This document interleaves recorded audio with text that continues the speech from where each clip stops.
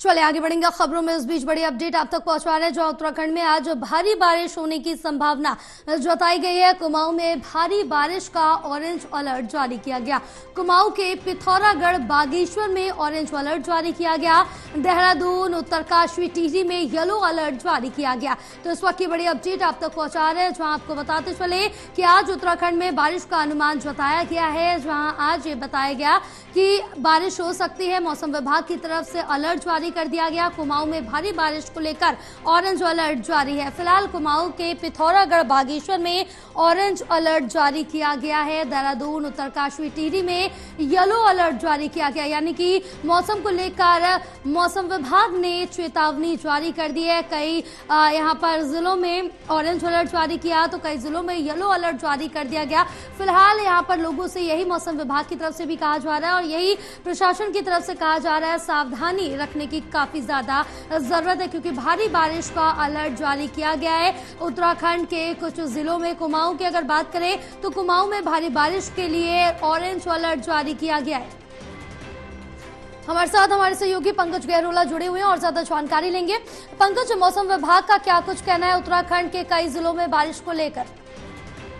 बिल्कुल जया, आज मौसम विभाग ने यहाँ पर भारी बारिश की संभावनाएं जताई है। खासकर कुमाऊं क्षेत्र में भारी बारिश की संभावनाएं जताई है, जिनमें पिथौरागढ़ और बागेश्वर 2 जिले हैं जिनमें ऑरेंज अलर्ट जारी किया गया है। बाकी 7 जिले हैं, नैनीताल, चंपावत, टिहरी, रुद्रप्रयाग, चमोली, देहरादून, उत्तरकाशी, इनमें भारी बारिश को लेकर येलो अलर्ट जारी किया गया है।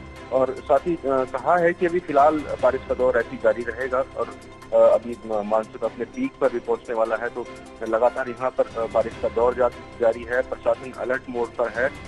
मौसम विभाग ने सभी को सतर्कता बरतने के लिए कहा है कि मौसम के अलर्ट को देखते ही आगे निकले, जो मौसम विभाग की चेतावनी है उसको देखकर आगे निकले। चारधाम यात्रा भी इससे लगातार प्रभावित हो रही है, जगह जगह पर रोड टूट रही है।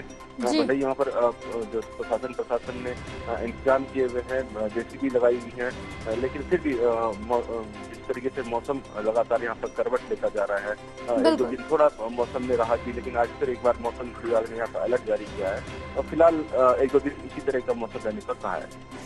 बिल्कुल पंकज, जहां एक तरफ लोगों को मौसम में राहत जरूर मिल रही है, लेकिन इनकी परेशानियों का सबब भी बनता जा रहा है।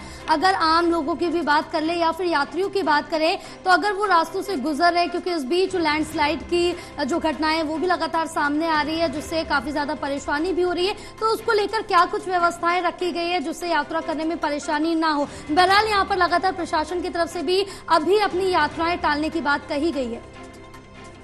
बिल्कुल जया, जिस तरीके से यहाँ पर मौसम का मिजाज बना हुआ है उस तरीके से आम जीवन यहाँ पर प्रभावित है। खासकर इस बार जो कुमाऊं का क्षेत्र है वहाँ पर जो औसत से अधिक बारिश यहाँ पर दर्ज की गई है। कुछ क्षेत्र ऐसे जैसे उत्तरकाशी हो गया, हरिद्वार हो गया या पौड़ी का क्षेत्र हो गया, इन क्षेत्रों में औसत से कम बारिश की है, लेकिन जिन क्षेत्रों में बारिश अधिक की है वहाँ पर जनजीवन पूरी तरीके से प्रभावित है। चारधाम यात्रा यहाँ पर प्रभावित हो रही है, जगह जगह पर रोड बाधित हो रही है। खासकर बद्रीनाथ मार्ग पर चमोली के पास में और जोशीमठ के पास में लगातार मार्ग बंद हो रहे हैं। ऐसी बद्रीनाथ मार्ग में भी है, जो यमुनोत्री मार्ग में भी है, लेकिन शासन प्रशासन ने जो डेंजर जोन है, जो दुष्कर्म वाले क्षेत्र है, उनको चिन्हित किया हुआ है और उनमें जेसीबी तैनात की है। जैसे भी मार्ग बंद हो रहे हैं उनको खोलने का प्रयास किया जा रहा है और साथ ही जो आम लोग हैं उनको कहा गया है, या यात्री है उनको कहा गया है कि अपनी यात्रा तभी करे जब मौसम विभाग अलर्ट खत्म करता है, या फिर मौसम को देखकर आगे बढ़े। मौसम की जो ऐप है उसको देख के निकले, या उत्तराखंड पुलिस या उत्तराखंड जो पर्यटन विभाग है उसकी ऐप को देख के आगे निकले। साथ में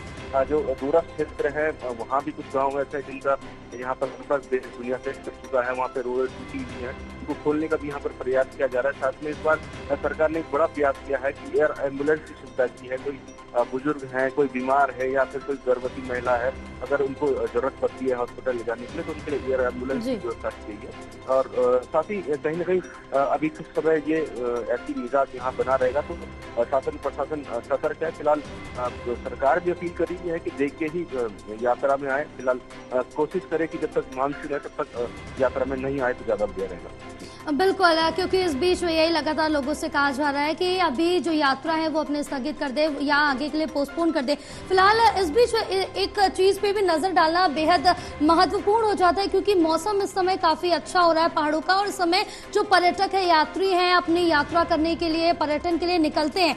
बहरहाल अगर इस तरह से जो यहाँ पर घटनाएं लगातार बढ़ रही, क्योंकि बारिश में अमूमन देखने को मिलता है लैंडस्लाइड या अन्य तमाम जो हादसे हैं वो होते हैं। फिलहाल इस पे कहीं ना कहीं उत्तराखंड के रेवेन्यू पर भी खासा असर पड़ता हुआ नजर आएगा। बिल्कुल जया, कहीं न कहीं जो बारिश का मौसम होता है, मानसून होता है, उसमें जो उत्तराखंड की प्रकृति है या उत्तराखंड के जो पहाड़ है वो अपनी छटाओं में दिखते हैं। तो ऐसे में जो यात्री होते हैं, श्रद्धालु होते हैं या फिर पर्यटन प्रेमी होते हैं, वो उत्तराखंड की तरफ अपना रुख करते हैं। और कहीं न कहीं एक भूस्खलन या फिर जिस तरीके से घटनाएं घट रही है, उस तरीके से वो उससे जो पर्यटन है उसमें कमी आती है। चार धाम यात्रा भी प्रभावित होती है। जिस तरीके से 2 महीने मई और जून में जिस तरीके से यहाँ पर चार धाम यात्रा पीक पे रही, 50 दिनों में यहाँ पर 30 लाख लोगों ने चार धाम यात्रा की है। लेकिन कहीं न कहीं अब ये एकदम से जो डाउनफॉल यहाँ पर चार धाम यात्रा में देखने को जा रहा है। कम से कम लोग यहाँ पर पहुंचते हैं। जो हेली सेवाएं हैं वो बंद की हुई है। तो ये फर्क जरूर पड़ता है उत्तराखंड में जब ये 4 महीने, जब ये मानसून का महीना होता है जून, जुलाई और अगस्त तक, तो उस समय यहाँ पे यात्रा जरूर प्रभावित होती है। लेकिन फिर भी ये कोशिश की जाती है सरकार के द्वारा कि लोग को सुरक्षित यात्रा कराई जाए, सुगम यात्रा की जाए। तो तमाम व्यवस्था यहाँ पे सरकार की गई है। लेकिन फिर उम्मीद की जाती है जैसे यहाँ पर मानसून समाप्त होता है सितंबर और अक्टूबर में, जब चार धाम यात्रा का अंतिम चरण में रहता है, तो फिर उससे यहाँ यात्री पहुँचते हैं। और कहीं न कहीं जो अन्य जो ट्रैकर्स हैं या पर साहसिक खेल प्रेमी हैं, वो यहाँ पर उस समय पे पहुँचाते हैं। बिल्कुल पंकज, फिलहाल तमाम जानकारी साझा करने के लिए बहुत शुक्रिया आपका।